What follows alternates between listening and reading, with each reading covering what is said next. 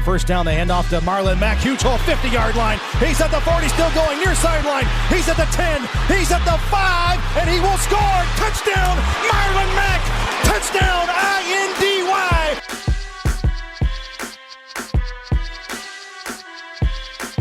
And again, it's picked off. It's Darius Leonard. Leonard with a second INT, and he's streaking down the near sideline. He's at the 40. He's at the 30. He's at the 20. He's going to go. A pick 6 for the Maniac. Kenny Moore gets to Deshaun Watson. That's a sack for Kenny Moore. Kenny has a pick and now a sack in the game. Horseshoe is back, baby. The horseshoe is back. Welcome back, everybody, to the Bring the Juice podcast. I'm your co-host, Derek Larger. With me, as always, is Cody Felger. We also have Andrew Thompson, and we also have Cody's girlfriend, Lindsay, here with us. Lindsay's going to be reading us and asking us some questions that you guys have submitted to us online.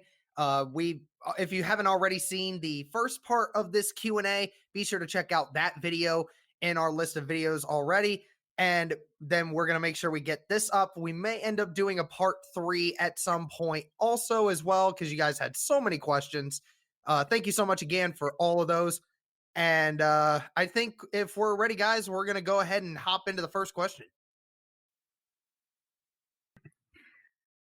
Ashley Hall from Facebook asks, will we draft a QB and a wide receiver this year? Gotcha. So I think I heard that one. Yeah. So quarterback and a wide receiver. Yeah. So the big question when we're talking about wide receivers, I'm most definitely convinced that we're going to get a wide receiver in the second round, possibly a bunch of them in this draft, because the Colts have gotten so many other positions filled with the free agency and the cornerback and the defensive line. So it makes sense that we're going to get a bunch of guys who are going to be wide receivers. No question about that.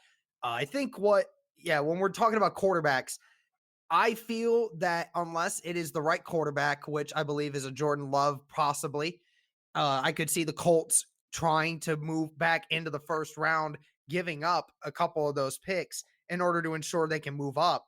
I do believe that is a possibility. If I'm going to think about it right now, my guess is that they won't, unless I see some more evidence. But with wide receivers, we're going to draft multiples. For quarterback, it just depends on what they do for the draft.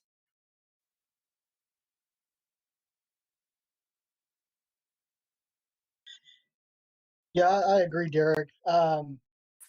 I saw something earlier on Twitter today. I don't remember who reported it exactly, but I saw that the Colts had a FaceTime meeting at some point with Jordan Love recently, actually, which is interesting because we know they no longer have a first-round pick. And so they would obviously have to trade back into the first round if Jordan Love were to fall. Maybe they have interest in him and maybe they don't. My guess is they probably still do, considering they had the FaceTime call with him. And I'm with you again on a receiver. Cody and I sort of touched on this during the last Q&A. Receiver is definitely a big priority, especially a more big body type receiver, because we mentioned also on last podcast or the last Q&A that Phillip Rivers has had a lot of success with big body type wide receivers. So a receiver, I could definitely see that. As you said, Derek, I could certainly see multiple. And then quarterback, the only way I really think the Colts are going to draft a quarterback is if somebody like a Justin Herbert or Jordan Love fall in the first round. Mm-hmm. Well, you guys pretty much touched on it. I think this is probably how it's going to be all night for me, but maybe trying to add a few different things here. Yeah, I think definitely wide receiver is huge. I would almost put it as a lock in the second round there. If you haven't yet, I had a guy on, a draft guy yesterday, and he was posting and basically was telling me about all these wide receivers that would fit the Colts at 34 and at 44 and around there. So make sure to check that out. But I agree with you guys. I think what we've seen from the Colts with these free agency moves, and they just signed TJ Carey today, another depth piece at that cornerback position to me, it just really shows that the Colts are all in and feel like they can compete for a Super Bowl this year.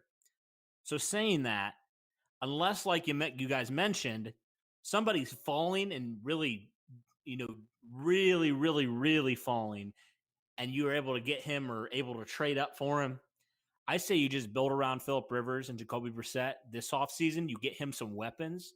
You get him some big body receivers like we've talked about, and get him a tight end, get him all these things. I would say, yeah, for sure. At the beginning of this offseason, I was 1,000% team quarterback. And that was when the Colts had the 13th pick. But now kind of seeing where their focus has shifted, I think they believe they're ready to compete now. And I think as a result of that, I think they're going to try to get some weapons for Phillip Rivers. So I'm probably less team quarterback than I was. I still think you need to address it. Obviously, this Phillip Rivers signing is a stopgap solution. It's not your long-term answer there. But, yeah, I would say definitely receiver. Quarterback is a little more up in the air for me. Maddie Ice on Instagram asks, where do you see us realistically finishing next season? All right, so I did a thing on this. I can't remember if it was on this podcast or if it was on another podcast that I did. I was talking to one of my friends about the possibility of us finishing with 10 to possibly 11 wins. I feel like 11's still kind of a reach, but I do realistically see us winning 10 games and finishing up there with the Tennessee Titans for possibly number one in the division. Because let's be honest, the Jaguars at this moment in time are not going to compete for the division. The Texans might be able to just with Deshaun Watson, but even then they still have so many roster positions that need to be filled, and they don't have the draft capital to fix it. So that's going to be an issue for them. Tennessee is going to be our main competition, but I do see us winning possibly 10 games given the schedule we have. And I could see us, possibly getting to the AFC Championship game. It's going to be difficult going up against guys like Lamar Jackson and Patrick Mahomes, but it's a good possibility. We will probably make the playoffs, in my opinion, and we will possibly make it very far into the playoffs and potentially go for a Super Bowl. I don't think we'll get there at this moment, but we'll see what happens at the end of the draft. Yeah, I think I'm going to go one step further, Derek. I think this is a 12-win football team. I really do. You look at the amount of free agency moves the Colts have made this offseason, and Cody and I, talked about this during our last podcast. They are in a win-now mode. As I said, you look at the moves that they made defensively with Rhodes and Carey and Buckner and Day, and then Phillip Rivers, and then they're going to use their draft capital to draft more weapons. I mean, they are all in. And here's the other thing too. Don't think that Chris Ballard doesn't pay attention to what the other teams in that conference are doing, because the Texans, as you mentioned, we don't really know what they're doing. The Jaguars, they're not really going to compete. In Tennessee, they're a good football team, but they lost some key pieces. Jack Conklin, their right tackle, is a bigger piece than some people may believe. He was a leading force, or was a key contributor, I should say, and helping Derrick Henry earn that rushing title last season. So, like I said, health-wise, if everybody can stay healthy and Phillip Rivers can, perform well like we think he's going to, like I said, I think this is a 12-win football team. All right, I'm going to be the bad guy here. I think this is a 9-10 win football team. And I know I already hear it in the comments. People are coming for my head. Whatever. I'm used to it. It's fine. But I'm going to say it for this reason. You look at the Colts games last year, and yeah, there were some tough games that they lost, very close games. But there were, let's look at the wins also. A lot of those wins were not like by a lot of points. I mean, they lost a lot. They lost by a few points, and they also won by a few points. So I remember at one point in the season, I think the Colts are 5-2, but it was kind of like their margin of victory was not what a 5-2 football team normally is. And so I think they still have some work to do. I'm not 100% sold on Phillip Rivers. I think there's a good chance that he could do well. But you kind of look, there's still some question marks at wide receiver. You have no idea what you have right now. You don't have no idea about T.Y. Hilton. You have no idea about Paris Campbell. Zach Pascal had a decent year, but you'd like him to be maybe a fourth wide receiver. So there's just some unknowns for me right now. Again, this could change. I could see the Colts making the playoffs. I could see them taking the division, quite honestly. But I'm going to go a little bit lower just because I've had such high expectations before and I've been let down. So I'm just going to, I'm going to be the bad guy here. I'm going to say 9 to 10 wins, which is still a playoff spot. But I don't think it's a top seed in the AFC like you guys are talking about. I look at them more as a wild card hovering team. Maybe they sneak in and maybe they win the division. But really, that's kind of where I see them as of right now. And there's still some unknowns with some of the guys that you signed. So that's what I'm going to say for that. Lucas Robbins from Twitter asks, who is your favorite wide receiver prospect projected to be available in every round of the Colts draft, round 2 through 6? Oh my goodness. Rounds 2 through 6. Man, there is a lot of options there. You're giving me too many.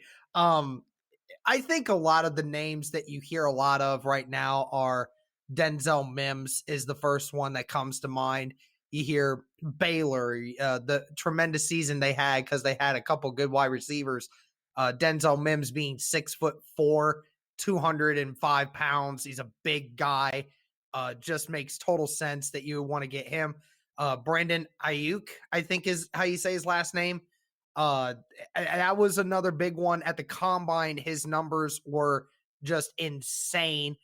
And then the common comparison we get is Chase Claypool or T. Higgins. I've already kind of mentioned how I prefer to have Chase Claypool because that is a perfect Chris Ballard kind of guy. And Chris Ballard has been in Notre Dame country and has watched a couple games there. So I'm quite positive he has his eyes on Chase Claypool. Denzel Mims and Chase Claypool are the two names that I love to see in a Colts uniform, mostly when it comes to this draft 2 through 6. Also, shout outs to my boys, Benjamin Victor and KJ Hill at Ohio State. I hope they find good homes here in this draft. Be prepared because Chris Olave from Ohio State after this next year is going to be the number 1 wide receiver in the draft, in the 2021 draft. He is going to be a top 10 pick. You just watch. Yeah, I'd say for me, Derek, those are all really, really solid players. I'd have to Denzel Mims. I've seen a lot of mock drafts with the Colts taking Mims at either 34 or 44. I'm a fan of T. Higgins and Chase Claypool. I like all three of them, honestly. All three of them sort of fit the mold character-wise that you said, that Chris Ballard really looks for. And then they also fit a major need with needing a big-bodied wide receiver to, like I said, really help out Phillip Rivers, as I just mentioned. We know he's had success with Mike Williams in the past. Giving those receivers those 50-50 balls, something we didn't see the Colts offense do last season. And it wasn't because they didn't have a big bodied receiver. It was because, Brissett failed to push the ball down the field. You're not going to have that issue with Rivers. And so I think the Colts' best chance to have a successful passing game this season is to draft a big bodied receiver like Chase Claypool, T. Higgins, or Denzel Mims.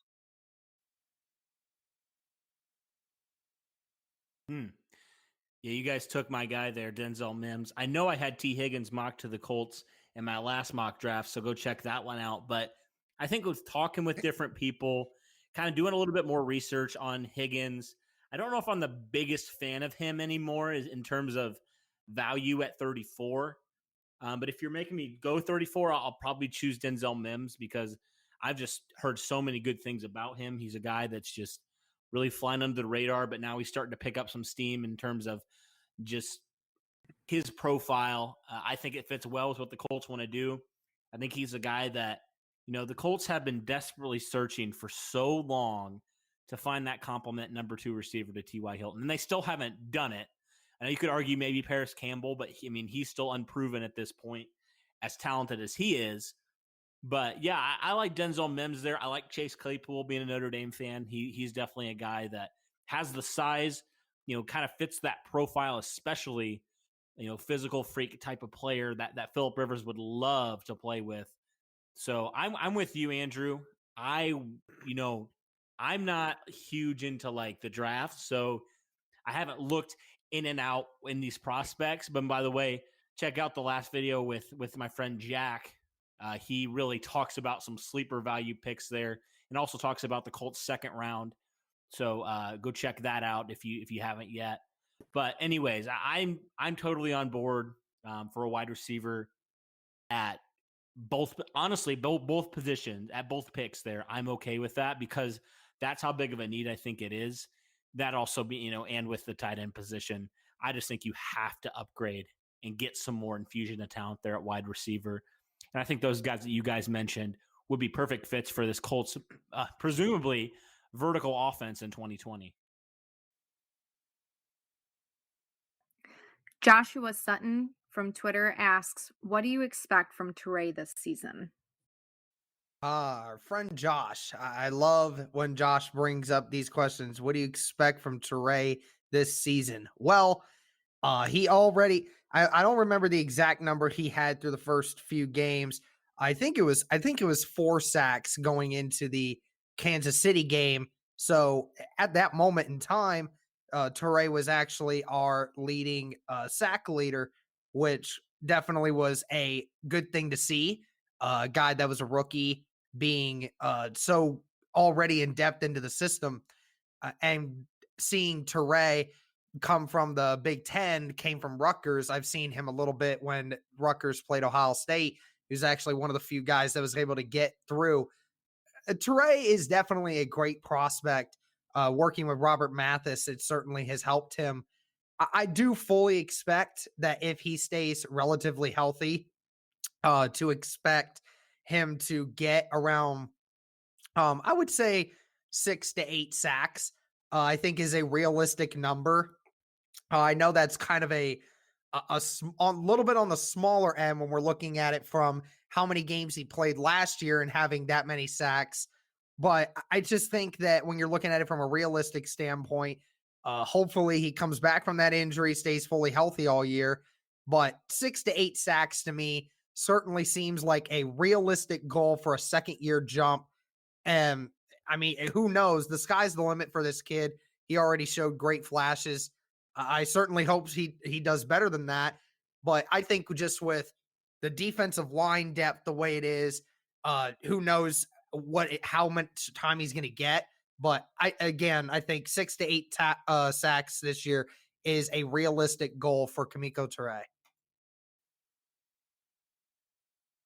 Yeah, I'd have to say for the most part, I agree with you, Derek. I'm just as high on Kemoko Turay as you and Cody and so many other Colts fans are.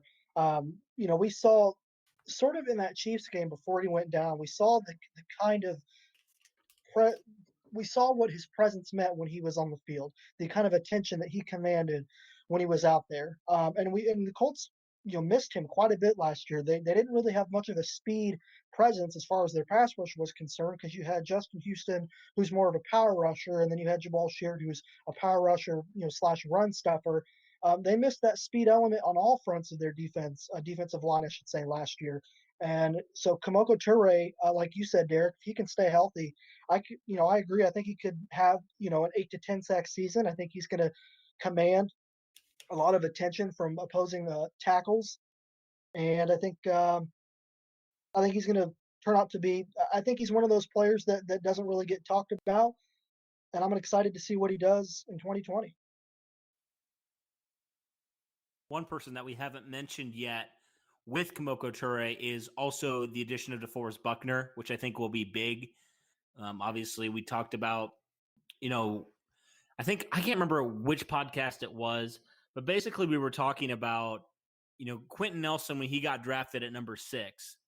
He changed that entire culture of that offensive line, right? Colts went from one of the worst offensive lines in 2017 to one of the best in only one season. And that was because of Quentin Nelson setting the tone for that defense. And I think DeForest Buckner does a similar thing for this defense. And, we've seen the kind of monster that he is. I've watched some of his tape, watched some of his highlights. It's absolutely nuts. And he's going to be a guy that commands a lot more double teams. He's going to be a guy that frees up more of those rushers to get more one-on-one matchups. And we saw Kemoko Turay.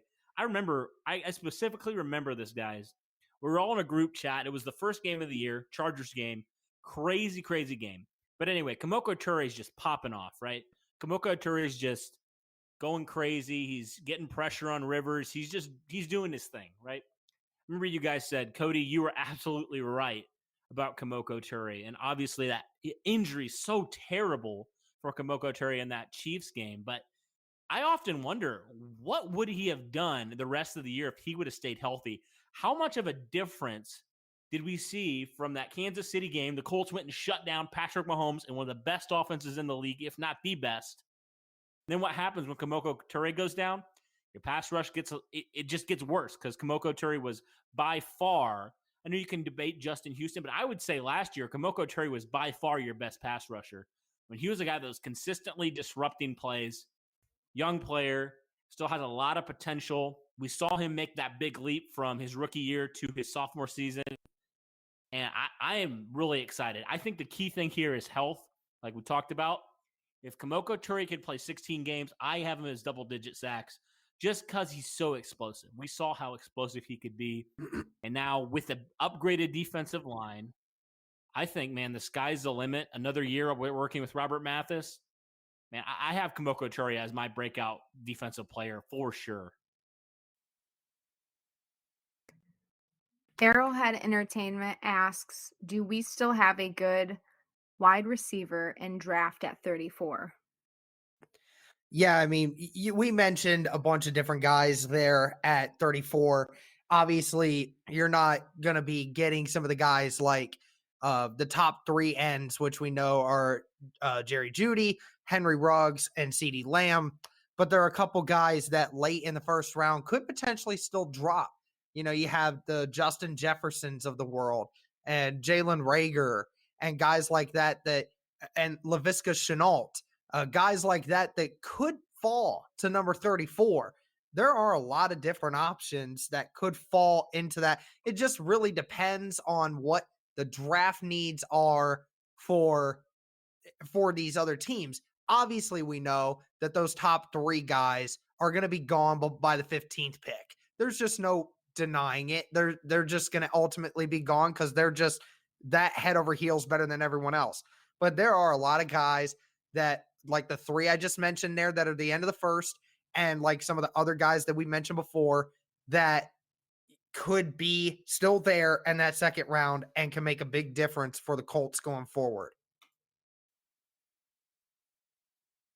Yeah, I have to say I completely agree with you there, Derek. As you had said, we mentioned this a couple questions ago. Some of the prospects coming out of this draft. I certainly think there are plenty of quality players that the Colts can choose from, like we mentioned earlier, T. Higgins, Denzel Mims, amongst others, Chase Claypool, rather. And so the Colts aren't going to be, they're going to have their options. And like you said, it's not going to be a Jerry Jeudy or Henry Ruggs or CeeDee Lamb, or maybe even a Justin Jefferson, but they're certainly going to have their options.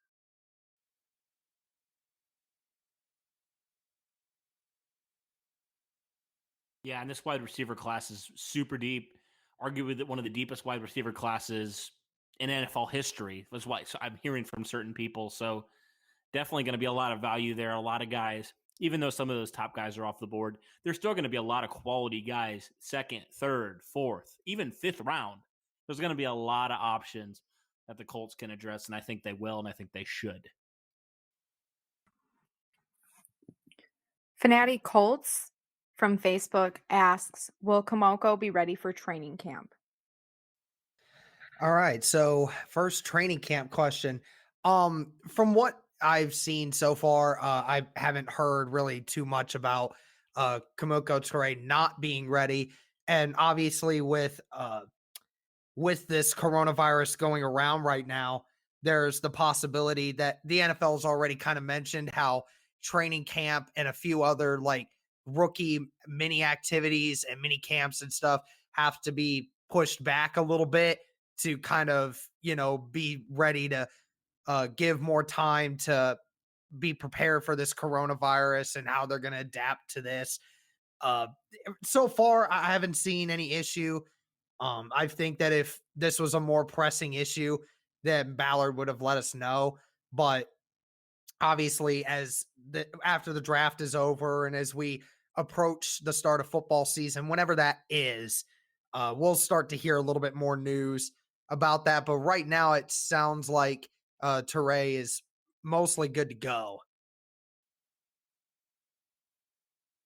Yeah, I actually follow Kamoka Turay on Instagram, and every now and then I see him post videos of working out with Robert Mathis, and so I'd have to agree with you, Derek. I think that there's, unless something else comes out within the next few months, I think Kamoka's going to be ready to go for the season.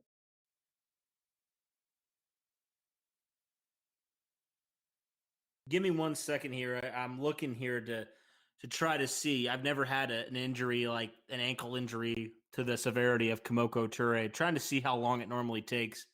I would anticipate, it happened in October, so I would anticipate, him being totally ready for everything that happens. He had some time to get surgery, had some time to rest and recover, and it seems like he's working his way back, rehabbing. So I don't see any issues, and I think if there were issues, like you said, Derek, we probably would have heard more of an update from Ballard and the Colts. But yeah, I mean, that's all I really got for that one. So we can move on to the next question. Stephen Grimes from Twitter asks, in terms of fantasy football value, where do you now see T.Y. Hilton being picked at? And then he continues to say, I'd see now a legitimate wide receiver one candidate. Well, I mean, when you're looking at fantasy football indicators, you're talking in sense of what is it depends on what the Colts do with their wide receiver situation. That's the issue you now see with it. I'm not sure exactly where we would see him as a number one candidate. I mean, for the most part, he hasn't really been a number one candidate since even during the last year of Andrew Luck's tenure. It's just one of those things that I don't see it happening because, you're going to have Paris Campbell back. They're going to implement him in a lot of ways. And Phillip Rivers is going to use the tight ends. We're going to make a situation different when it comes to the wide receivers. We have to adjust to that. And as good as T.Y. still is, I just don't think that T.Y. is a number one wide receiver candidate when it comes to fantasy football. Even if you're talking in a PPR league, I still just don't think that T.Y. puts up those numbers because he's always been a fringe number one candidate, but he's never really bona fide himself as one to begin with. I'd have to agree with you there, Derek. Obviously during Andrew Luck's short career, Hilton was always his number one receiver, and that was primarily because of how inept the Colts were of wide receiver talent. And so Hilton had really no choice but to become the number one. But as once Chris Ballard took over and he started bringing in more solid pieces, we saw T.Y. Hilton sort of go from a number one to a number two. So yeah, in terms of answering your question, I'm not sure with, honestly, to me, it just depends on what the Colts do during the draft. Maybe whoever they take in the second or whatever round, they may take a receiver. Maybe they like that person to come in and sort of fill in that number one wide receiving spot and keep Hilton at the two, or maybe they want the rookie receiver to come in and learn from Hilton and go from put Hilton at the one and then put the rookie receiver at two. But like I said, I think it just boils down to what the Colts do during the draft. Yeah. And I think that especially if you get some red zone threats and you also get a tight end who's a red zone threat, ideally in a perfect world, T.Y. Hilton is not going to be a guy who scores a lot of touchdowns. That just hasn't been his game in his career. I don't know if he's ever had double digit touchdowns in one season, but in terms of the deep ball, I think it's definitely intriguing to have Hilton, especially with Rivers. And we know how much he likes to give his guys chances to shine and everything. So it's interesting, but in terms of, to answer the question, in terms of number one receiver, I would say no at this point. I mean, Hilton's been injured the last few years. You just don't know what you're going to have with Phillip Rivers. Is he going to be the Phillip Rivers of 2018 or the Phillip Rivers of 2019? And so it's just too risky for me to say yet. Absolutely, definitely. Oh yeah, he's going to be a number one fantasy wide receiver. No, I'm probably going to go with no. I'm going to err on the side of caution with that one. Gabriel Monterrubio from YouTube asks, what should the Colts do with Jacoby? Good question, Gabriel. At this point, we really don't know. We've kind of talked a lot over a couple weeks back of what should the Colts do with Jacoby Brissett. I mean, it seems as though the Colts are not interested in cutting him. It seems that unless there's a trade offer for him somewhere that we haven't seen yet, it seems as though he's most likely going to stay on the roster this year.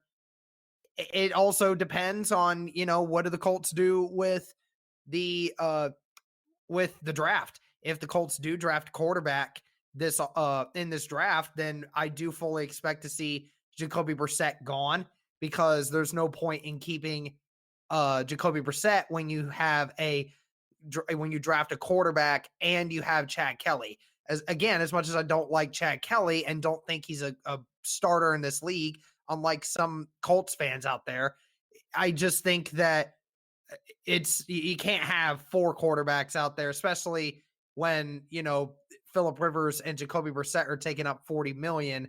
So what do you do with Jacoby Brissett? I don't know at this point. We've all kind of said you need to cut him or you need to trade him. Well, so far the Colts haven't done any of those. So it is a true wonder to figure out what they're actually going to do with him. I'd have to agree with you there, Derek. This is something that Cody and I briefly touched on during the last Q&A with Brissett. There was really no trade market. From what I understand, they tried to trade him back to New England, and I don't know what Ballard was asking specifically, but obviously it wasn't what Bill Belichick was willing to give away.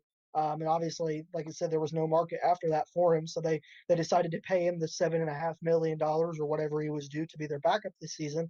Now, like you, Derek, if the Colts, or as you said, if the Colts were to draft a quarterback come April, then I think that changes things a bit, because as of right now, the Colts, if I'm not mistaken, currently have the most money put towards their quarterbacks in the entire NFL. And, obviously you're paying Rivers $25 million.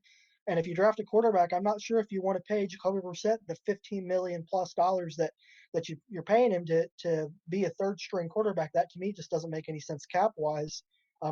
So, it'll be interesting to see what they do. If they don't draft a quarterback, then obviously he's gonna.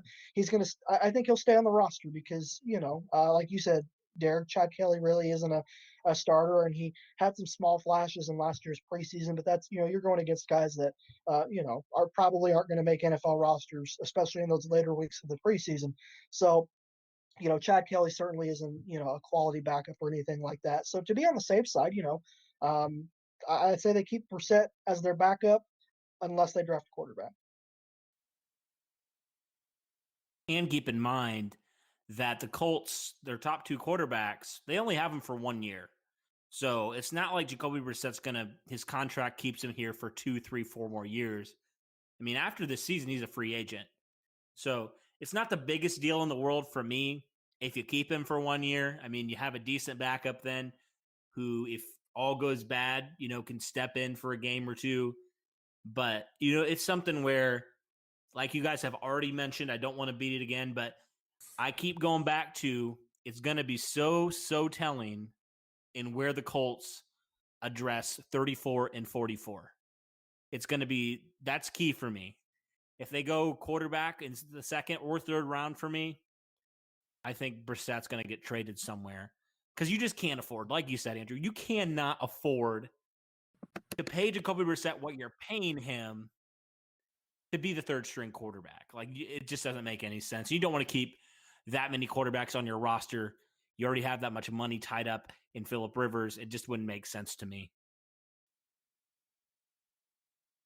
Daryl Worrell from YouTube asks, what are your expectations on our receiver like Pascal? All right, our expectations on our receivers like Pascal.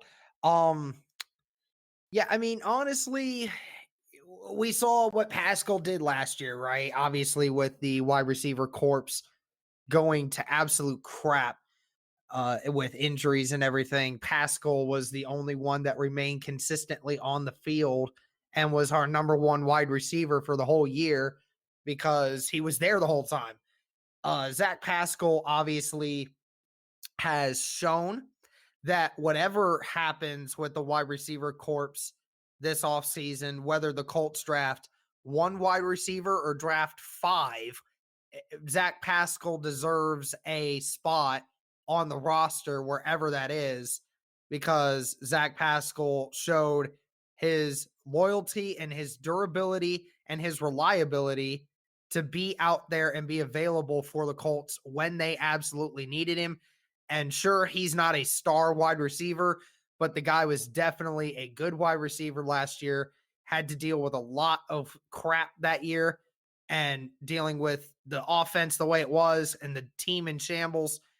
I give mad props to Zach Pascal, and he definitely deserves a spot wherever that is on this roster. And I certainly hope that they can keep getting him involved.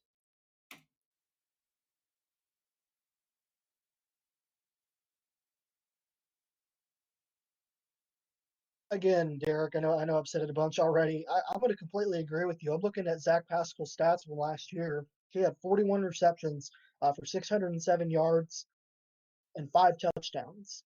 So I mean that's not something to just kind of sweep under the rug. He had a pretty good season, considering the amount of uh, dominant down the field passing plays that the Colts failed to produce last season. And so I think the Colts are really high on Pascal, as they should be. And I think, honestly, you can make an argument that if Campbell, if he can't stay healthy, and then you have other receivers like Stephen Ishmael and a couple other guys that I can't really think of, I can make a strong argument that Zach Pascal deserves to be the number 2 or number 3 wideout on this team. As you mentioned, Eric, you've shown a reliability, availability, and we all know the best ability is availability. So you can't beat him there. And yeah, I mean, he's productive. He's got the character that Chris Ballard looks for. He's 25 years old, and he had, like I said, he had a really strong season last year. He more than deserves a spot on this roster moving forward. I agree and resonate with what you guys are saying there. Zach Pascal's a guy who I love. He was, considering how bad the Colts offense was last year, he was the lone wide receiver bright spot. I mean, he was a guy that consistently, made plays. He was, I don't know, I think he was probably the Colts leading receiver last year. He was a guy that, we know for all we've said about Jacoby Brissett and how he doesn't push the ball down the field, Zach Pascal still had a decent season for the Colts. And so I think with getting Phillip Rivers, that could definitely help elevate his game. I saw a lot of improvement from Pascal. And so super exciting to see him here in year 3 now. He's familiar with this offense now more, and he's got a new quarterback to get him the rocks. So super excited for Pascal. I definitely agree with you guys. He deserves a spot on this roster, no doubt. Cooper Roth from YouTube asks, what will the Colts record be in the 2020 season? Well, like I said before, I'm going with 10-6. My actual feeling on that, 10-6 with a chance to get to an AFC championship game. That's my bottom line for that one. Yeah, I'm going to stick with what I said earlier as well. I think this is an 11 to 12 win football team. For all the reasons that I mentioned earlier, I think that they're in a win now mode. All the moves that they've made so far this offseason suggest that exactly. Yeah, I'm going to stick, like I said, with what I said earlier. 11 to 12 wins for me. Well, since this question has been asked again, I guess I have to give a record now. I'm going to go with 10-6. That's going to be my final answer there. 10-6 because you did make upgrades. You were 7-9 last year, obviously, and so I think you made enough upgrades where that could push you to a couple more wins, and I think it could push you to 3 more wins, and that's where I'm going to stick there.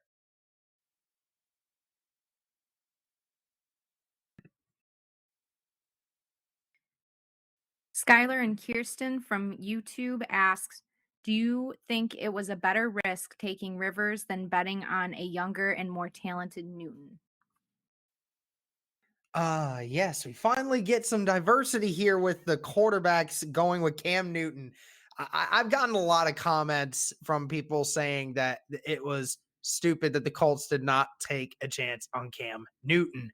Look, whatever you want to say about Cam Newton's willingness to adapt, his leadership, his ability to win big games, whatever you want to say about him or what his past was or anything, his numbers speak for themselves. It is not a good decision for the Colts to go with a Cam Newton. They made the right decision by sticking with a Phillip Rivers that fits the system of the Indianapolis Colts better than a Cam Newton ever could. We already had the issue of Jacoby Brissett being inaccurate at times. Why would you want to go with an even worse accurate quarterback in Cam Newton? Why would you do that? Cam Newton's is not a 60% completion percentage guy. And I don't care what people say about the completion percentage. Andrew Luck threw 63% with that terrible offensive weaponry that he had in years past. I don't care who he was throwing the ball to. Cam Newton is a gunslinging quarterback that is not a very accurate pinpoint quarterback. Obviously, Phillip Rivers has his issues when he forces the ball, but Phillip Rivers threw it for 67% last year. Phillip Rivers is still an accurate quarterback, and Phillip Rivers is going to continue to remain accurate with that offensive line. Cam Newton is still hurt, dealing with issues there. I don't like his mentality at times, and I don't like that he's not a very good, accurate QB in the pocket either. So it makes total sense to me that they stuck with Phillip Rivers and did not go with a younger Cam Newton.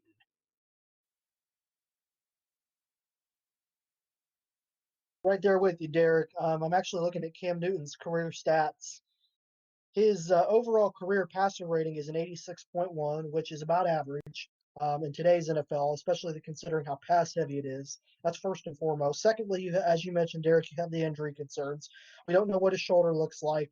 From what I understand, I've watched several videos from people that are more in depth with covering the NFL, guys like Colin Cowherd, who said that he has spoken with specific sources who say that Cam Newton, they're not even sure if he's completely healthy, and they think that something's wrong with his throwing motion because he's not throwing the ball as he used to.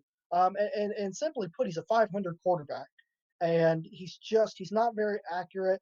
And I mean, you can't really take away his MVP season, and kudos to him because he played well and he deserved it that year. But every year since then, he's been average. And here's the big thing for me, guys, is that Cam Newton has never won. He's never had back-to-back winning seasons. You were the number one overall pick, and granted, that comes with a lot of expectations. You've never had back-to-back winning seasons. You have injury concerns. I agree with Derek. I'm not real fond of his character and where his mentality can be sometimes during the season. I think sometimes he focuses more on himself rather than the team. And I agree. Phillip Rivers has been with this similar system with Frank Reich and Nick Sirianni in years past. He's done extremely well. The Colts made the absolute correct decision with going with Phillip Rivers, 100%.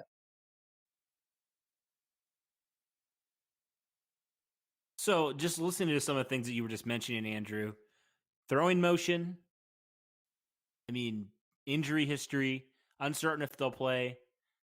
Does that sound familiar to you? Yeah, I think that sounds pretty familiar to me too. Why would you want to go with a quarterback? You just came off a quarterback retiring because he's been injured and gotten hurt his entire career. Why would you want to go back to that? And also you mentioned inaccuracy. Like Frank Reich's offense, when he's talking about what he's looking for in a quarterback, accuracy is one of the biggest things he's looking for. That's why he got Phillip Rivers. And also the system. I mean, he knows this system in and out. It's not going to be a learning curve for him. He knows it. He can plug and play right away. 100% agree with this one. And you're probably going to have to be committed with Cam Newton. It feels like a couple years where Phillip Rivers, he knows where he's at. I mean, he's a guy, man, that's a fiery competitor. The thing that I think is the main difference between Cam Newton and Phillip Rivers for me is that it seems like sometimes, like you mentioned, Cam Newton focuses on himself so much sometimes whenever things are going bad. He's never had back-to-back winning seasons. He's had some good seasons, but you look at it and you look at when things go bad, what happens? Seems like Cam Newton kind of checks out when things go bad. But when things go bad for Phillip Rivers, he's still competing. He's still fighting. I think that's what you need from a quarterback. So for all those reasons, I say yes, the Colts absolutely made the right decision. And then they can address the quarterback if it's in this draft or if it's in the 2021 draft. John Bassler from Twitter asks, does Ballard trade back for more picks, trade up into the first, or stay put? What's the biggest position of need? Well, I've kind of mentioned already how the biggest position of need was definitely the defensive tackle when we did this a couple weeks back. Obviously, I think we all three of us can see, and all four of us, if Lindsay wants to put herself into this category, can all mention that the wide receiver at this point in time for the Colts is obviously the biggest need because the Colts have addressed every single other aspect of their team up to this point that they needed. So now wide receiver is definitely the biggest of need. So what does Ballard do with the draft? It is like Chris Ballard to trade back and get more picks. That is the Chris Ballard way, but he'd be a fool to give up those second round picks and trade back. He'd be a fool to do that. As much as there are other wide receivers that can be that good, you don't trade back the 34th and the 44th. You can get such good value for that. And not to mention, you can use those as leverage. If you do want to move up, I don't mind that. If Ballard sees a guy in that first round that he absolutely wants and is willing to give up those 2 second rounders to get him, then I'm fine with that. I'm fine if he stays put, but we cannot trade back.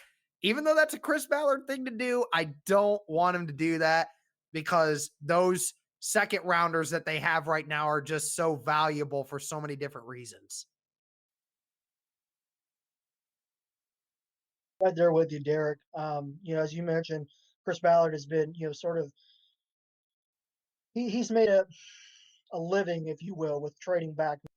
We know how much he loves them picks, as he likes to say. I agree. I think it would be kind of silly for him to move back, seeing the amount of value in terms of if he maybe wants to move up or value with the wide receiver position or whatever position that they deem as most important with those second round picks.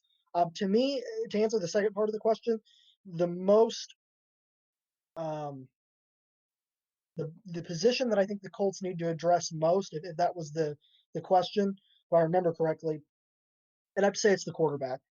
First and foremost, I mean, you can have the greatest offensive line, greatest running game, greatest defensive line, and if you don't have the quarterback right, you're probably going to struggle. I mean, I give the example of the 2006 Super Bowl between the Chicago Bears and the Indianapolis Colts. That was one of arguably the greatest Bears defenses, obviously not including the one from the 70s. You had guys like Brian Urlacher and Charles Tillman and amongst others. But then you had Rex Grossman versus Peyton Manning. You weren't really going to win that one, Bears fans. Sorry. So, the quarterback is so important. And whether the Colts address this draft or the next draft, it's got to be addressed. That's the number one priority for me. From all accounts, from what I've heard from different people, the guy I had on yesterday and just from some other people, it seems like this draft for quarterbacks is kind of weak. I mean, beyond the top guys that we know, Joe Burrow, Tua, some of those guys, maybe throw Justin Herbert in there as well. There's a lot of not great prospects. And so for me, I'm totally okay if you stay pat there at 34 and you just take a wide receiver, take a skill position player of some sort. And I've stuck firm to this. You build around Phillip Rivers. I think that's what you need to do. Derek, I honestly, it's weird for me because I feel like I could see Chris Ballard trading back. Can you imagine if he did it again? If he traded back a certain amount and got another second-round pick for next year, so the Colts just continue to have second-round picks like every single year, multiple second-round picks? It'd be wild, but yeah, but I agree with you on that hand, Derek. At 34, especially, you got a lot of value there. You essentially almost have a late first-round pick. So I would say address that wide receiver position early. Get somebody that you know, one of the top end talents. We know that this is a very deep wide receiver class, but get one of the top players at a deep wide receiver class. I think that makes a lot of sense for me. So I would definitely say it wouldn't shock me if the Colts, you know, traded back at some point, maybe at 44 or something like that. But at 34, I'm with you there. I want the Colts to take the best skill position player that they can take. Heck, I want them to take the best player that they can take. Wyatt Law from Twitter says, I finally accepted Luck's retirement, and I'm looking forward to our new franchise QB's arrival. But try on this crazy hypothetical. Even with $50 million tied up in our present QB room, Luck tells Ballards he's ready to return. How would you resolve the situation? Hypotheticals. They're always they're fun to think about, and then they make you sad. And that's what I'm feeling right now. Quit bringing up Andrew Luck, everybody. You're making me sad. All right.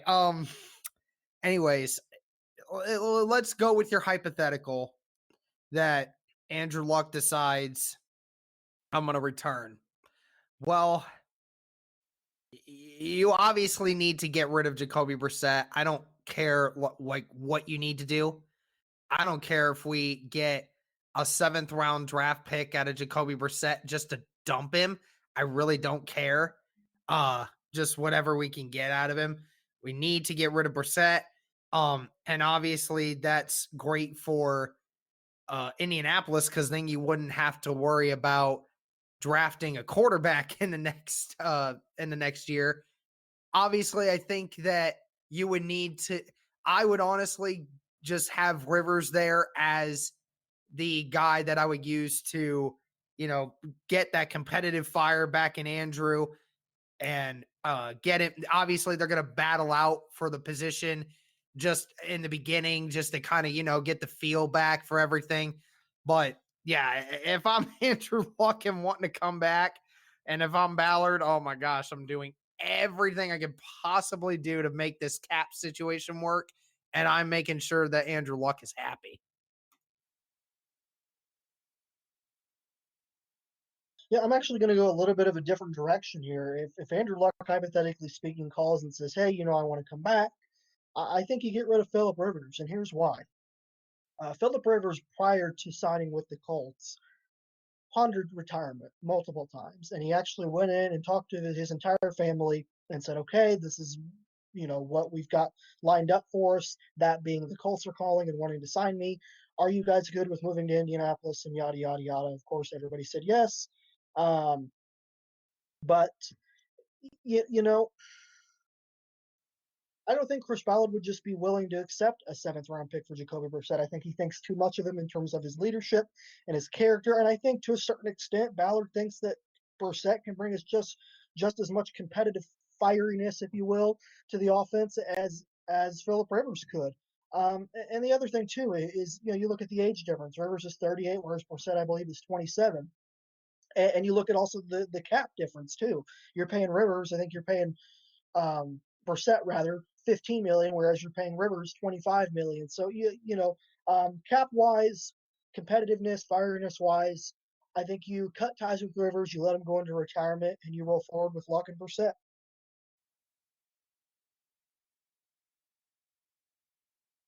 And speaking of sadness, I watched on YouTube. I don't know why, I just randomly put this in the other day. It came across, I think, like on my suggested videos. It was a tribute to Andrew Luck, and it was just like, man, it must have been the music or something. I don't know what it was, but just got me just thinking, I can't believe he retired. I still am like coming to grips with it. Like I still cannot believe that Andrew Luck retired. It's absolutely crazy to me that whole situation happened. And just seeing how great of a quarterback that he was, how great of a leader that he was when things weren't going well. What did he do? He didn't blame others. He took responsibility and he owned it.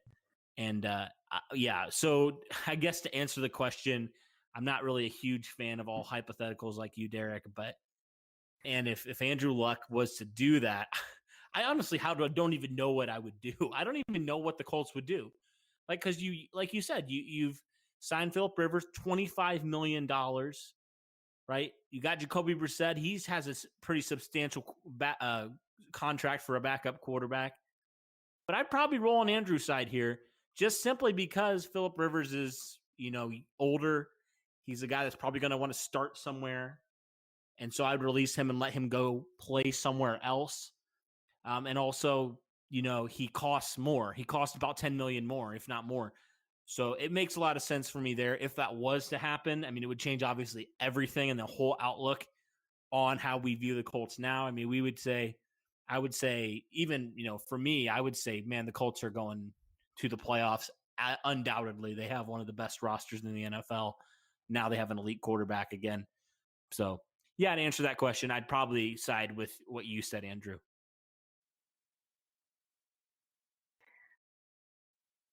Adding on to the Andrew Luck topic, Bailey Horn asks, when will the Pats sign Andrew Luck? Or do you think they will sign Andrew Luck? Over my dead body. That's all I got to say on that. Yeah, that's not happening, and it's not happening for multiple reasons. First of all, we appreciate your question, although it is a tough one for us Colts fans for obvious reasons. I won't get into that. Anyways, first off, I'd like to say that the Colts still have and own the rights to Andrew Luck. So if he were to come out of retirement, he would have to be traded away.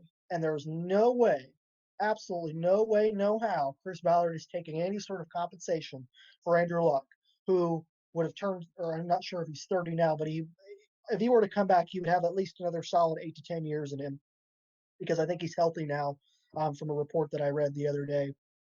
So, yeah, he's not. If he were to come out of retirement, he's not going anywhere, and he's certainly not going to New England.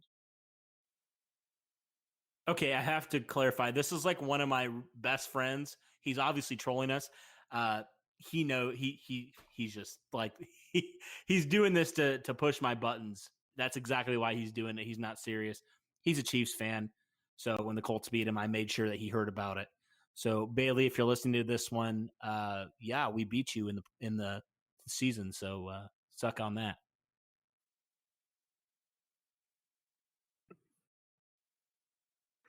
Pixel Pro from YouTube asks, any chance the Colts will target Washington State's Anthony Gordon as our future QB? Could he be a day 3 target? Anthony Gordon is, again, on most people's mock drafts is QB number 6 or 7 if you put Jalen Hurts above him. And some ties have been made to Anthony Gordon. The way he plays is he's a very raw prospect. His mechanics are sometimes questionable, but just the way he's able to make complex throws. I think there was a play in the Senior Bowl where I think he was falling and still made a throw like 20 yards down the field on the dot to somebody in the red zone. It was a phenomenal throw. Again, his arm talent's there. Just the raw strength and ability. It's just as good as anyone else's in this draft. But obviously, like I said, the mechanics are a thing to question. I do think it is a realistic possibility that he is a day 3 kind of guy. And that is a really thing that I think that could happen because, we're talking about Jalen Hurts possibly being, selected in that 3rd round, most people assume, and most have Jalen Hurts over Anthony Gordon. I'm quite positive that Anthony Gordon would be either a really late second or second day guy or a early third. That's what I would think. Yeah, for me, my answer is a little different just because I haven't done enough research on Anthony Gordon. I'm just going to take Derek's word for it. I assume that he's a raw prospect, and I wish I could give you a more educated answer, but I'm sorry I can't. Um, Cody, what are your thoughts? Like I mentioned, I'm not huge into the draft, but I've heard things about him. I mean, if he falls to day 3, I'm totally down. I need to do more research into him though, because I haven't done a lot. Been looking at some prospects, but have not had a chance yet to really dive into some of his tape. So, yeah, that's kind of. I wish I could give more on that too.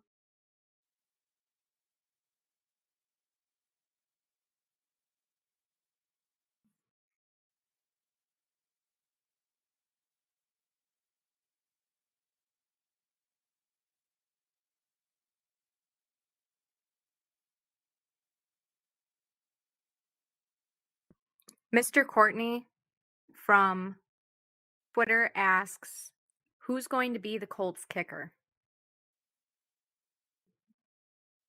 Yeah, that's a pretty good question. It's probably going to be Chase.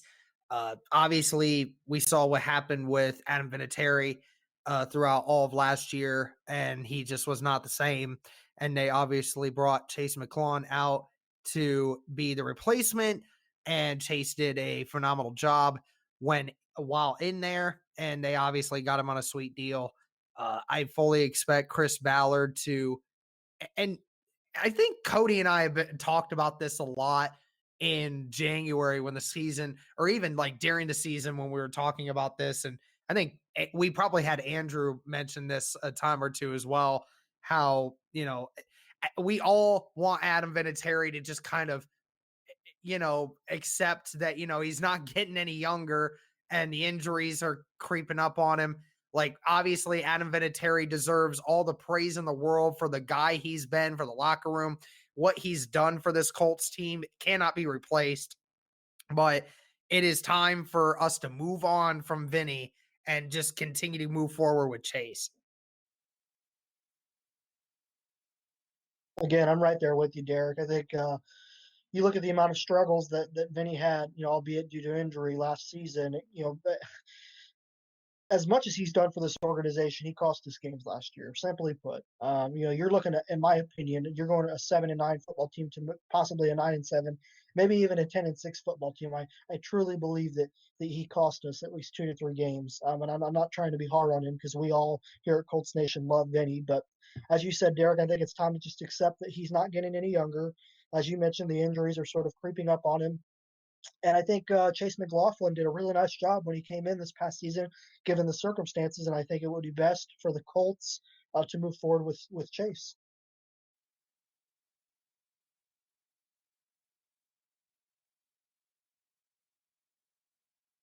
I agree with you guys. Chase Mclaughlin is a guy who came in under the circumstances. He was a rookie, so he kind of floated around a few different teams. Played really well. I think he missed like one field goal for the Colts, and it was a 50-plus yard field goal there. But the big thing was he was perfect on extra points, not only with the Colts, but on the season. With the Colts, he was 11 out of 11. On the season, he was 26 of 26. He made 83.3% of his field goals. He has a leg too. Like he could kick beyond 50 yards and make it. He just had one that, he slightly missed, but he's a rookie. Like I mentioned, he's 23 years old. He's my age. He's actually about a month older than me, but he's a young guy that you can build around. He has a big leg. He can continue to improve. You re-signed him to a 1-year deal. So I would say at least for this season, Chase Mclaughlin. And if he continues to prove himself, I see you sign him to a more of a long-term commitment deal there. So Chase McLaughlin's my pick there, but I could see the Colts definitely bringing in some guys to compete for that kicking spot. Rob Cardana from Twitter asks, does T.Y. Hilton get the Reggie Wayne treatment and get brought back at the end of the season to help groom the next wave of young QBs and young wide receivers like Reggie did in 2012? That's a good question, Rob. I definitely believe so. T.Y. Hilton is a phenomenal leader on and off the field. He's a tremendous guy, somebody that has the utmost respect of every single person in that locker room, and is widely regarded as one of the best wide receivers to ever step foot in the Horseshoe and in Lucas Oil Stadium. You could probably only name a few wide receivers. I think, honestly, you could probably only name Marvin Harrison and Reggie Wayne above T.Y. Hilton when you look at just wide receivers, as in who's the best that's ever come into Indianapolis. T.Y. Hilton's been a cornerstone for, was it 8 years now, and has, been the one positive thing that we've had in our offense through most of this time. And he definitely deserves every bit of credit that he gets. And I do believe he is a good mentor and a good teacher, and he leads by example. And I think he definitely could be a guy that could get the Reggie Wayne tournament to be brought back to help groom these young wide receivers that are going to come in, because we're going to have so many of them here soon. I think that would be a realistic possibility. Yeah, completely agree with you there, Derek. Although Hilton was injured last season, he played pretty well given the circumstances of not only his injury, but the lack of, as I mentioned earlier, downfield passing from the Colts offense last season. And keep in mind, he's turning 30 this season, or I believe the 2021 season. I can't remember which, but I know he's going to be 30 here soon. And I know he's going to be a free agent next season in 2021, and I can't remember if he's going to be 30 or 31 when, or if I should say he hits the open market. Without going on a bit of a ramble or rant here, I don't see that happening. I think Chris Ballard's going to lock him up. 31 isn't really old for a wide receiver. I don't think Reggie Wayne was quite. I think Reggie Wayne actually was a bit older when he came back in 2012 during Luck's rookie year. Yeah, I don't see Chris Ballard letting a guy with the amount of character and production that T.Y. Hilton has had since being drafted here in 2012 just walk out the door. It's absolutely crazy, right? Like when Marvin Harrison retired, he was grooming Reggie Wayne. Reggie Wayne groomed T.Y. Hilton. And now who's T.Y. Hilton going to groom? Like it's so exciting to see that line of receivers dating before Peyton Manning, now. Just the line of elite Colts receivers like down the line is so cool that the Colts are doing that. And hopefully T.Y. Hilton can continue to teach and mentor and groom some of these younger guys so that, he's getting up there in age. So when he eventually calls it quits and hangs it up, there can be some guys that he can pass the torch off to. But yeah, I could definitely see, T.Y. Hilton's just been one of the most consistent Colts players in the last decade. In the 2010s, T.Y. Hilton was probably the Colts, outside of Andrew Luck, the best offensive weapon the Colts had on offense. And he was a guy that routinely torched defenses. And he's a guy that I think still believes that he has a lot to prove. Because the last 2 years we mentioned have not been particularly great for T.Y. Hilton, up to T.Y. Hilton standards, I guess, that we've been used to seeing, especially last year. So, yeah, for me, I think that you should give T.Y. Hilton that treatment, and you should let him play it out until he shows.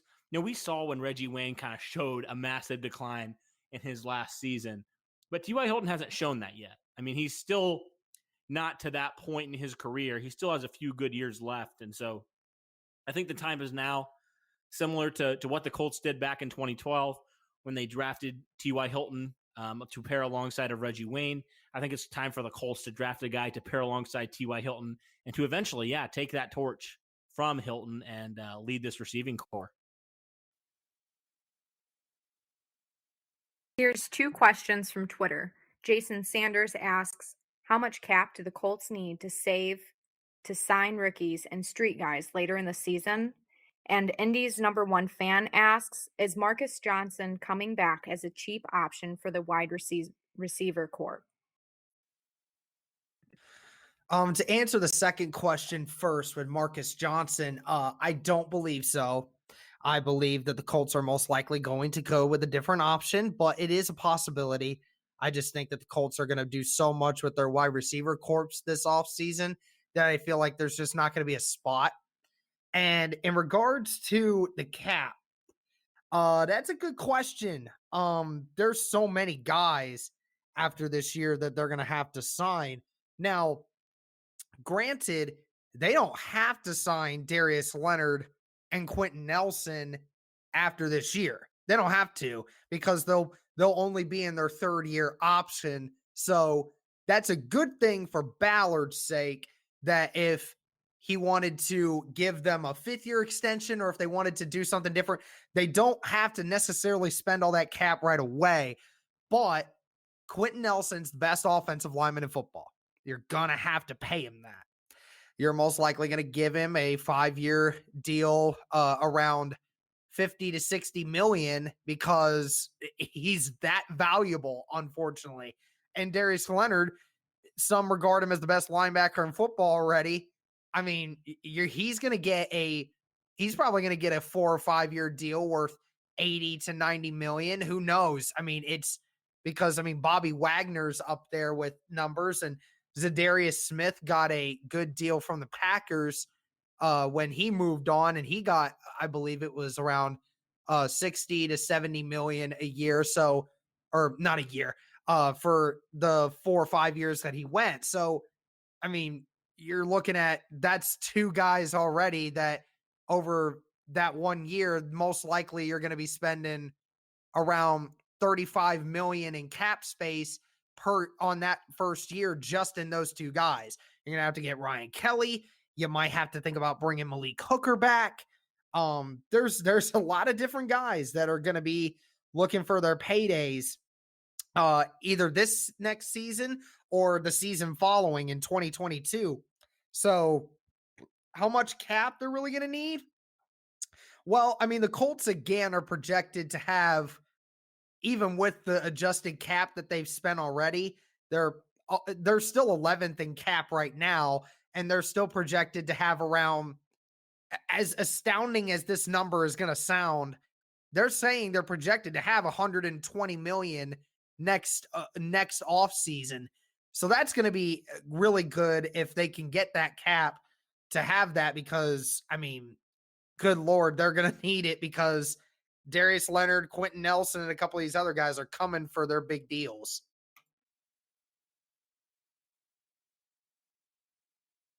Yeah, I think Chris Ballard's just going to have to be smart. As we've seen him do quite well over the, since his tenure started here, 3 years ago in 2017. He's just going to have to be smart with the players that he ends up paying. Like you mentioned, Derek, you have your Quentin Nelsons and Darius Leonards and Ryan Kellys in the world that you have to pay. Do you maybe pick up a 5th year option for Malik Hooker? You paid Deforest Buckner upwards of 85 to 90 million over 5 years this offseason. So, you've got a lot of quality players that you're going to have to pay eventually. And so, like I said, Chris Ballard is just going to have to be smart.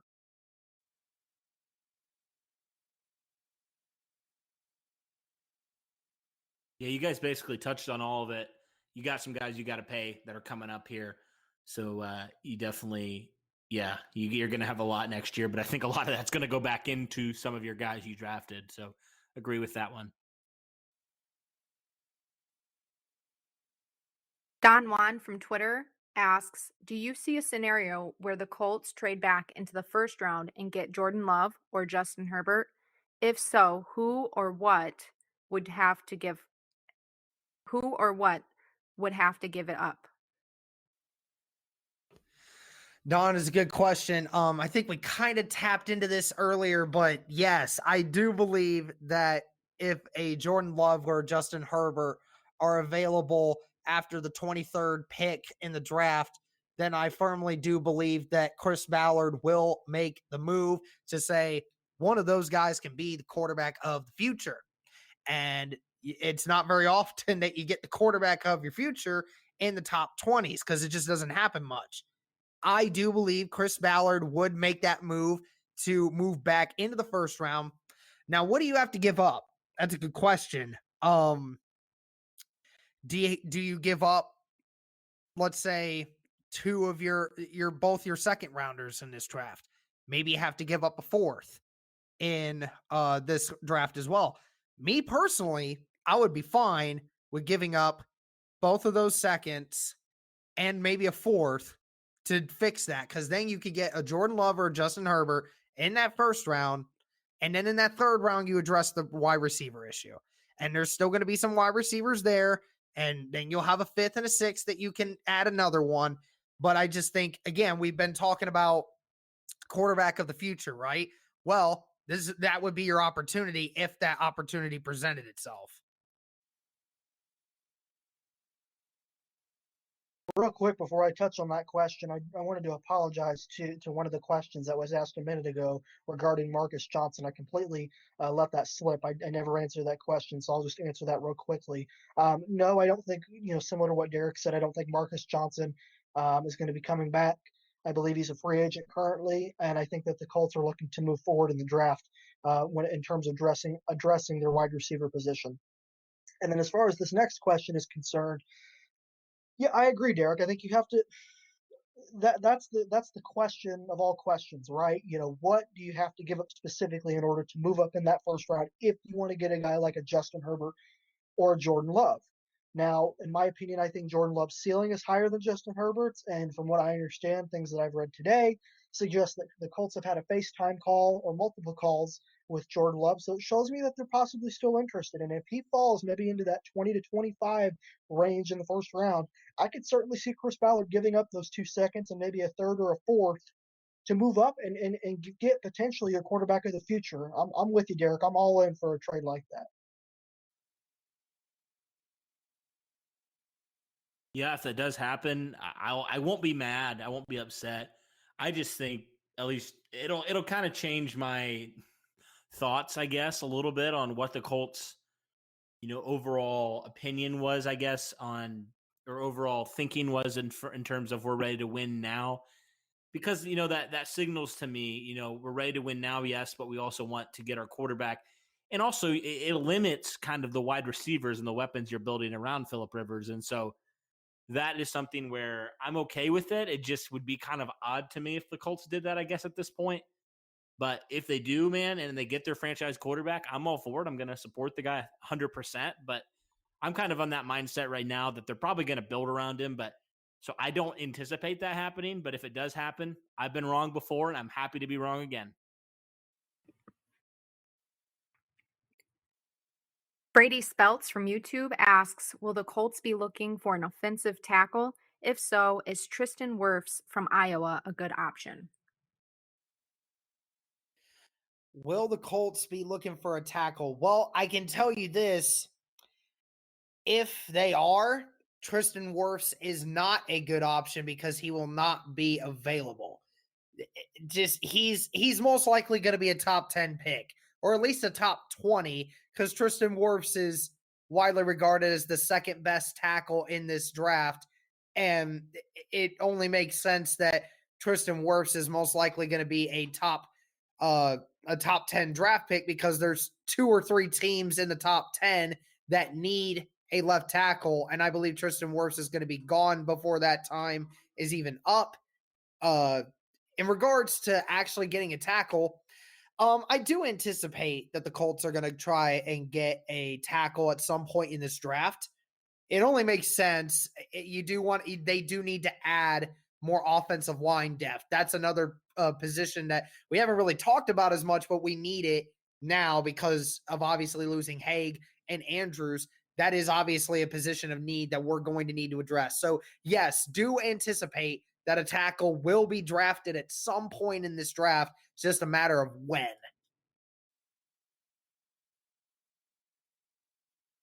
Again, right there with you, Derek.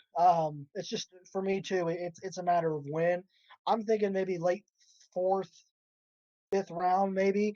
I'd be, honestly, with the need at tight end and receiver, although offensive line depth, you can't stress the importance of it. Because the Colts were very fortunate to have all 5 starters start all 16 games last season, and it might not be the case this season.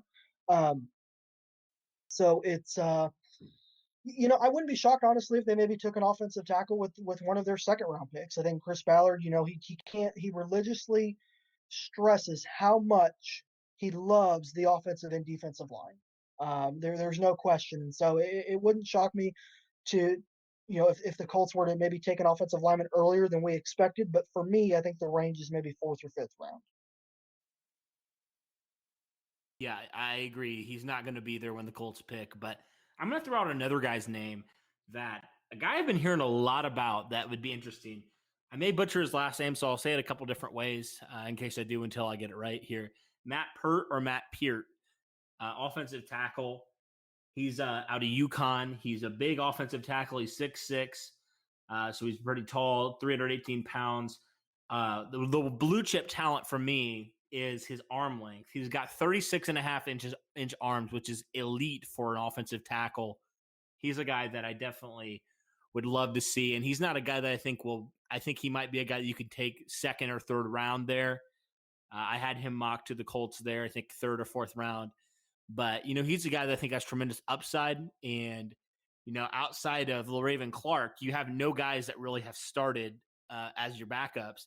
No guys that really have much experience. No guys that for sure are going to be a backup there with losing Joe Haig and Josh Andrews to free agency. So, yeah, I would definitely say he's not going to be there, but I like a guy like Peart to be there maybe as a mid-round pick with tremendous upside. Turay SZN from Twitter asks, what is your guess on what our record will be in our toughest opponent? All right. Well, I've already talked about the record. I'm not going to get into that one, but toughest game. I saw the Ravens on the schedule, and that is my guess for this season, that the most difficult game for us is going to be the Ravens, because obviously you're having to face the former MVP, and that's difficult to do, even if you have a great defense like what the Colts most likely have. Yeah, I'm going to go with the Ravens as well. They've made a lot of upgrades during the offseason as well. Their defensive line with Calais Campbell, and I believe Michael Pierce went to Minnesota. They were going to sign Brockers, but he's now back in Los Angeles. Sorry, I'm getting off on a bit of a rant here, if you will. Not a rant, but Yeah, I think they signed Derek Wolfe as well. That's right. I couldn't think of the other player. Thank you, Cody. They did sign Derek Wolfe. So their defensive line is certainly, amongst one of the league's best. And so, yeah, I think the Ravens are going to be probably the toughest team, even though it's at home. It's certainly going to be a tough test for this Colts offense. I agree with you that I think the Ravens will definitely be the biggest test because they were arguably the best team last year. Obviously, the playoffs didn't happen, didn't go to the Super Bowl, but kind of pulling up some other names that would be potentially hard ones. Obviously, you got your division opponents, which are always tough games. But, you even look at a team like Green Bay, which, they had a really good season last year. They made it to the NFC Championship game. They're a good team. Now, there's debate on whether Aaron Rodgers is declining or not. He didn't have a Aaron Rodgers type year last year, but that's a team that's potentially going to be tough. Minnesota is also a solid team on both fronts. They got rid of Stephon Diggs, but they still have, a good receiver in Adam Thielen. They have a good defense. Lost Everson Griffin, but that's still a really elite unit there. You could even throw in, what if Cleveland bounces back? That could potentially be a tough game. Or, Pittsburgh, if Big Ben returns to form. That was a tough game last year. The Colts didn't even win without Big Ben there, so it'd be interesting to see what happens there. And some of those are on the road, which I think will be even tougher, especially the Cleveland, the Dog Pound, and then Heinz Field. Or is it still Heinz Field? I'm not sure if it's still Heinz Field, but wherever the Steelers play now, those two would be the tough ones, simply because they're away, and I think that it's tough to win in those places. 2 questions on Facebook. Toby Zubia asks, will we draft a tight end to replace Ebron? Justin Keys asks, will we roster 2 kickers?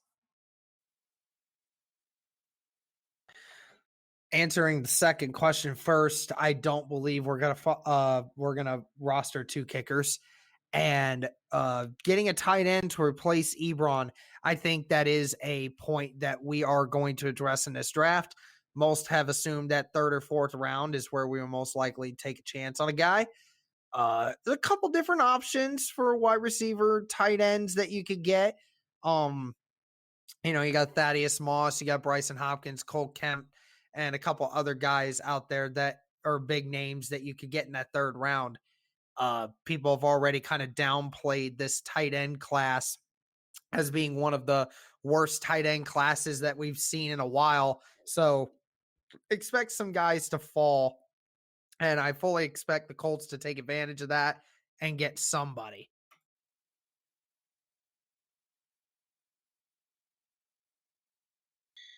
Yeah, as far as the tight end, addressing the tight end position is concerned, I mean, Cody and I sort of addressed this on the last Q&A.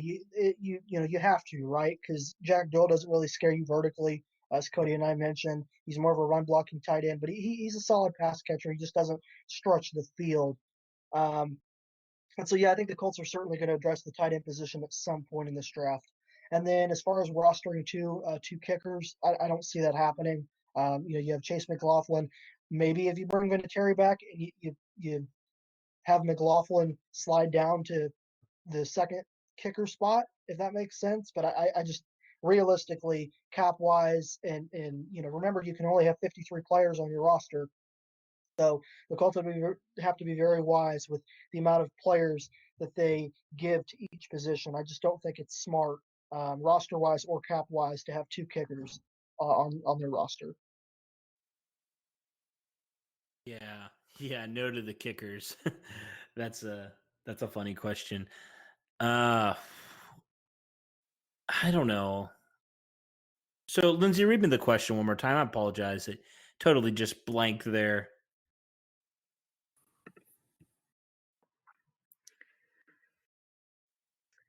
Will we draft a tight end to replace Ebron, and will we roster 2 kickers? Okay, yeah. I think so. I think you have to. You don't have anybody on the roster right now that comes anywhere close to the athletic ability. You could argue Mo Alley Cox, but yeah, I mean, as far as vertical threat goes, the Colts don't really have anybody that's proven that they can do it. Jack Doyle, guy that I love Jack Doyle, but he's not a vertical threat. He's an overall solid tight end. I like Jack Doyle a lot. I think he's a good player that you want to have on your roster, but absolutely the Colts need to address it. They need to get an athletic tight end, a guy that creates nightmare problems, take some pressure off the wide receivers who we've notoriously have struggled the last few years to get open. So, yeah, I would definitely say absolutely you got to do that.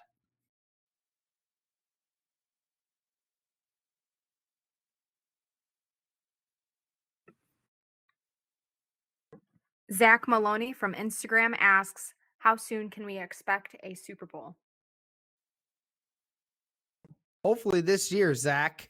I think we're all kind of hoping for that at this point. But I will say this, with the way the roster is set up now and possibly figuring out this quarterback situation at some point, if it doesn't happen here within the next 4 years, then I don't know when it's going to happen. But I think these next 4 years certainly looks to be in a good position for us. Agreed. I think the Super Bowl window for us is about 4 to 5 years, and maybe long. Well, I shouldn't say that. I think that we have a solid chance to win one within the next 4 or 5 years. That's better. Obviously, you look at the amount of quality, young, talented players that Chris Ballard has brought in. Obviously, the Colts need to address the quarterback long term moving forward. And so I think that's a big, for me, that's a key contributor on whether or not the Colts have a potential chance to win the Super Bowl. I mean, because you look at the quarterbacks in the AFC that you're going to be facing for the next 10 or 15 years. You're Deshaun Watsons and you're Patrick Mahomes, and I think Kansas City is going to be the team to beat for the next 10 or 15 years. Barring health and contracts, and if everybody stays together, because of number 15. But yeah, I mean, for me, like I said, it's, I think they have a solid chance to win within the next 4 or 5 years. But at some point, I think a bigger part of that is they have to address the long-term quarterback to be able to compete with some of these other teams. Totally resonate with what you guys said. Agree on all fronts there. Yeah, and I liked what you said, Derek, about that. Chris Ballard, when he came in, he talked about sustained success. So success over the long term, not being a team that, it's win or go home. Like it seems like the Colts, he said, are in win now mode. But if it doesn't work, they're not in that bad of a position. They still have a lot of young, ascending talent on their roster. If some of these free agents don't work and the Colts don't do as well as we're projecting, I mean, it's not good, but it's not a disaster. It's not like you don't have people, you don't have that core to build around. And that's exactly why I think Ballard felt comfortable bringing in some of the guys that he did, bringing in a Phillip Rivers, signing a Xavier Rhodes, bringing in Sheldon Day, signing TJ Carey, bringing in some of these guys to compete and add more depth to this roster because he feels like he has this really good young core of guys that he can build around. And so I agree with you guys there. And I think with that wraps up this podcast. Again, there's probably some that we didn't get to. If we didn't specifically address your question, I apologize. There's a lot of questions that are actually about similar things. So even if we didn't answer your question, I hope that you got some insight out of it and it sort of answered your question because there's a lot of similar ones, a lot of repeat topics there. So yeah, with that, thank you guys as always for tuning in. We hope you liked this episode or our part 2, a little bit longer than part 1. We had a lot of questions come in, a lot of good questions. So thank you guys for submitting those. We'll have to do this again sometime and definitely address and answer some of the questions. Maybe we'll do a draft one in a couple weeks here. Well, who knows? We'll see what happens. But yeah, for these guys, for Lindsay, for myself, thank you as always. And as always, go Colts.